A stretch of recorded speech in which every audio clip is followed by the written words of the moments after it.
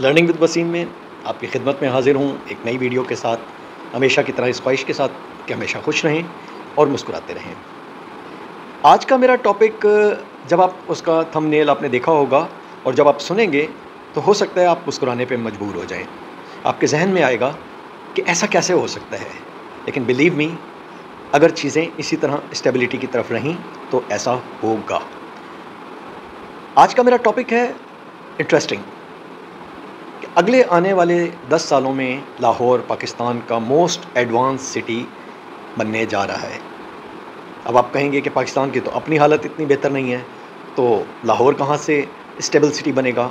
और इस वक्त तो पाकिस्तान के पास कोई रिज़र्व भी नहीं है और चीज़ें भी नहीं हैं, इन्वेस्टमेंट करने को कोई तैयार नहीं है। इन हालात में जहाँ ऑलरेडी जो हमारी सबसे ज़्यादा डेवलप सिटी या सबसे ज़्यादा कारोबारी सिटी जो है कराची है, उसके हालात ख़राब हैं, तो लाहौर कैसे आने वाले 10 सालों में आपका मोस्ट एडवांस्ड और बेहतरीन कमर्शियल हब बनने जा रहा है, ऐसा कैसे होगा। अब ये जो इसके ऊपर मैं आपको बताऊंगा, ये कोई हवाई तज्ज़िया नहीं होगा कि मैं इमोशंस के अंदर कह रहा हूँ कि जी ऐसे हो जाएगा या ऐसे नहीं हो जाएगा। इसके ऊपर कुछ बेसिस हैं, उन बेसिस के ऊपर मैं आपको प्रैक्टिकली बताता हूँ कि क्यों आने वाले 10 सालों में लाहौर पाकिस्तान का सबसे बेहतरीन कमर्शियल हब और एडवांस सिटी बन जाएगा। देखें, किसी भी शहर की तरक्की के लिए सबसे पहले ज़रूरी होता है कि उसके लीडर का विज़न हो, फिर उसके बाद उस विज़न के साथ एक मास्टर प्लान बनाया जाए और फिर वो मास्टर प्लान जो है वो डॉक्यूमेंटेड फॉर्म में हो, एंड देन फिर उस मास्टर प्लान पे अमल किया जाए। और उस मास्टर प्लान पे अमल करने के लिए आपके पास रिसोर्सेज होनी चाहिए, आपके पास इनकम होनी चाहिए और प्लस आपके पास इन्वेस्टर होना चाहिए जो आके वहाँ इन्वेस्ट करे। तो यही वो मॉडल है जिसके ऊपर दुबई ने काम किया और आज दुबई दुनिया के कामयाब तरीन मुल्कों में से एक है। अब अगर आप लाहौर को देखें तो आपको पता चलेगा कि लाहौर इस वक्त पाकिस्तान का वाहिद शहर है जिसका एक विज़न बनाया गया शहबाज शरीफ के दौर में। उस विज़न को डॉक्यूमेंटेड किया गया मास्टर प्लान 2050 के नाम से। उस मास्टर प्लान में आने वाले वक्त में लाहौर की हुदूद जितनी भी हैं उसको एक्सप्लेन किया गया कि लाहौर का जो रेडियस होगा वो कहाँ से कहाँ तक होगा, और उस रेडियस के एक सिरे से दूसरे सिरे तक और उस पूरे एरिया को कवर करने के लिए जो मास ट्रांजिट होगी वो किस तरह काम करेगी। उसी के साथ साथ ये भी प्लान किया गया कि जब ये मास ट्रांजिट काम करेगी तो इसके लिए जो आपको रिसोर्सेज चाहिए होंगी वो कहाँ से आएंगी, फिर इन रिसोर्सेज को किस तरह यूटिलाइज़ किया जाएगा, और उसके बाद आपकी यहाँ जो इन्वेस्टमेंट्स होंगी उसके लिए जो कमर्शियल सेक्टर है, कोई ऐसा कमर्शियल सेक्टर चाहिए था जो कि बेहतरीन कमर्शियल सेक्टर हो और जिसमें फ़ॉरेन इन्वेस्टर इन्वेस्ट करें, तो ऐसा सेक्टर कौन सा होगा और फिर वो इतना डेवलप कैसे किया जाएगा। तो ये सारे प्लान जो हैं ये बाकायदा डॉक्यूमेंटेड फॉर्म में पंजाब गवर्नमेंट ने, जो इसको एक बहुत बड़ा क्रेडिट जाता है कि इन्होंने ये एक मास्टर प्लान बनाया और उसको डॉक्यूमेंटेड किया।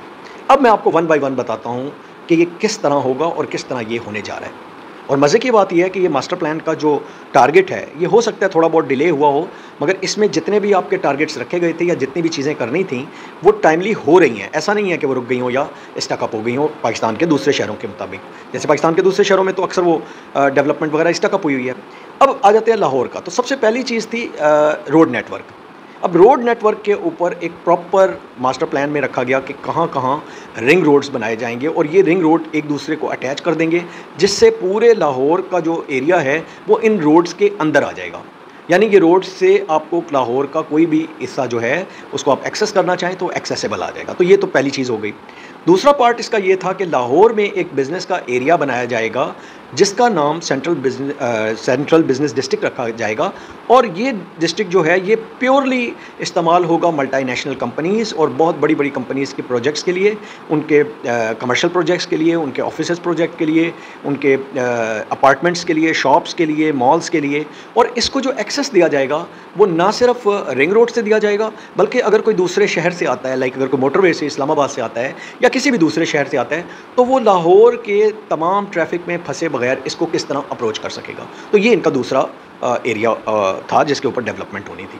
तीसरी चीज़ थी कि पब्लिक के लिए, किसी भी एडवांस सिटी में पब्लिक के लिए एक बेहतरीन किस्म का मास ट्रांजिट सिस्टम होना ज़रूरी है। तो ये प्लान किया गया कि लाहौर में, पूरे लाहौर को मेट्रो बसेस, स्पीडो बसेस और अल्टीमेटली ट्रेन्स के ज़रिए, ओवरहेड ट्रेन्स या ये जो मेट्रो ट्रेन्स हैं इनके ज़रिए कनेक्ट किया जाएगा, ताकि आपकी ट्रांसपोर्ट का जो मसला है वो ख़त्म भी हो सके और उसमें आप बेनिफिट भी ले सकें।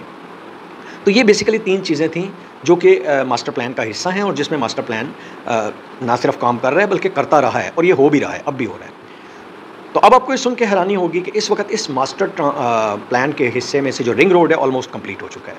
इसका दूसरा पार्ट मास ट्रांजिट, उसकी एक अथॉरिटी बनी हुई है और इस अथॉरिटी को बाकायदा उसने प्लान करके ऑरेंज ट्रेन बनाई, मेट्रो बसेस बनाई, स्पीडो बसेस बनाई और नेक्स्ट स्टेज में पर्पल और ब्लू ट्रेन्स जो हैं उसका प्रोजेक्ट सामने आ रहा है, जिसकी अब करंट जो चीफ मिनिस्टर हैं आपकी मरियम नवाज़, उन्होंने इसकी अप्रूवल भी दे दिया। तो आने वाले वक्तों में ये भी ऑन ग्राउंड हो जाएगी, ऑन रोड हो जाएगी।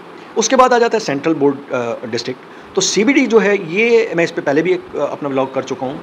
इसमें आप कंप्लीट अगर आप जाके देखें तो इसमें तकरीबन रोड इंफ्रास्ट्रक्चर कंप्लीट हो चुका है और अब इसकी डेवलपमेंट का काम शुरू हो चुका है और इसमें अच्छी बात ये है कि इसका 50% काम मुकम्मल हो चुका है। तो ये सारी तो वो प्रोजेक्ट्स थे जो कि पंजाब गवर्नमेंट ने करने थे। इसके अलावा जो एलिवेटेड रोड है जिसका मैं पहले भी जिक्र कर चुका हूँ कि वो वाया गुलबर्ग सीबीडी को कनेक्ट कर देगा, मोटरवे से लेकर डायरेक्ट एलिवेटेड रोड होगा जो कि डायरेक्ट आपको सीबीडी को कनेक्ट कर देगा। अच्छा, अब ये चीज़ें तो आ गई। अब सवाल ये पैदा होता है कि इन सारी चीज़ों को करने के लिए, फाइनलाइज करने के लिए आपको रिसोर्स और इन्वेस्टमेंट चाहिए होती है, वो कहाँ से आएगी? तो मैं 1 बाय 1 आपको बताता हूँ। सबसे पहले जो मास ट्रांजिट के जितने भी प्रोजेक्ट्स हैं ये सारे के सारे सीपैक के अंडर थे और गवर्नमेंट ने इसकी फंडिंग सीपैक से हासिल की और ये फंड्स इसमें लगाए गए। तो ये सारे प्रोजेक्ट्स ऑलमोस्ट इसमें से 3-4 तो मुकम्मल हो चुके हैं और बाकी दो नए प्रोजेक्ट हैं वो भी अंडर सीपैक के इसमें कंप्लीट हो जाएंगे।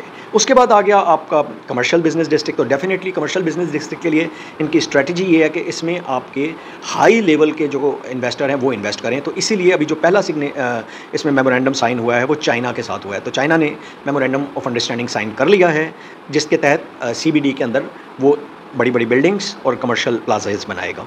साइमल्टेनियसली दुबई के साथ काम चल रहा है तो मोस्ट प्रोबेबली दुबई और कुवैत भी इस सीबीडी प्रोजेक्ट के अंदर इन्वेस्टमेंट करेंगे। तो ये आपका दूसरी इन्वेस्टमेंट आ गई। अब तीसरी चीज़ आपकी रह गई कि अपनी रिसोर्सेज से आप क्या इन्वेस्ट कर सकते हैं। तो आपको ये सुन के हैरानी होगी कि वही ऑरेंज ट्रेन जिसको आप कहते थे कि ये सिर्फ ख़जाने पे भार है, वो ना सिर्फ इस वक्त ख़जाने पे भार नहीं है बल्कि वो पंजाब गवर्नमेंट को अर्न करके दे रही है, कमा के दे रही है।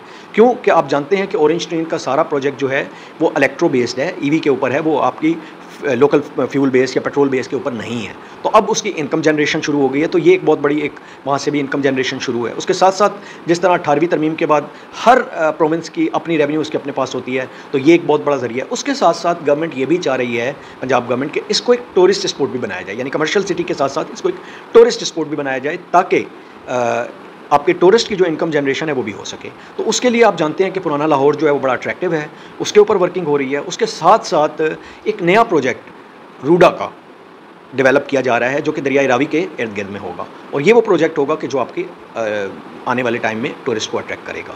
तो ये वो सारी चीज़ें हैं जो बेसिकली अगर आप देखें तो आपको लगेगा कि ये रेप्लिकाज हैं जो दुबई में की गई। तो डेफिनेटली दुबई को इन सारी चीज़ों को करने के लिए एक टाइम लगा, 20 से 30 साल लगे।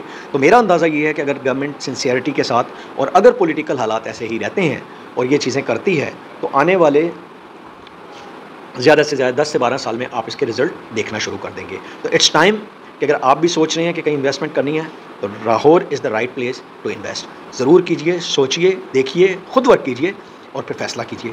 ऐसा ना हो कि बहुत देर हो जाए। इसी के साथ अल्लाह हाफ़िज़।